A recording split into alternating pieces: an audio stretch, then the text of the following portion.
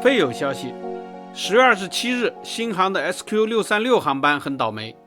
网传它在飞往东京途中风挡玻璃裂纹，不得不紧急备降在台北桃园机场。它在桃园滞留了约20个小时，第二天深夜才启程返回，估计属于空机调返。SQ636 当时载有249名乘客，本计划是飞往东京成田。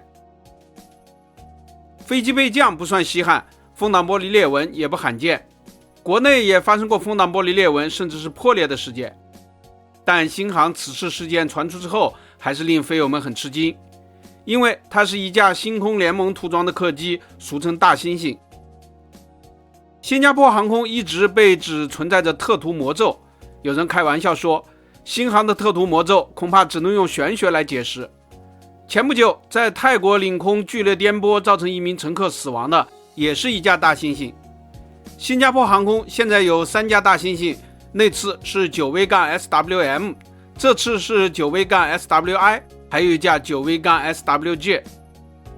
不仅如此，新加坡航空历史上唯一的严重事故，也就是2000年10月31号的 SQ 东东6空难，涉事的 9V-SPK 波音747-400客机，也是当时新加坡航空唯一的彩绘涂装，称为热带。它在雨夜中误入跑道，撞伤了怪手，导致83人死亡。彩绘或约特别涂装的客机一直都招人喜爱，但是新航在 SQ 东东6事故之后有意排斥。它在50周年庆典时喷涂过一架彩绘的空客 A380， 但很快便恢复了标准涂装。在唯物主义的世界里，当然不存在着玄学。然而新加坡航空拥有159架客机，今年2架大猩猩却偏偏都遇上了麻烦，也难怪人们产生联想。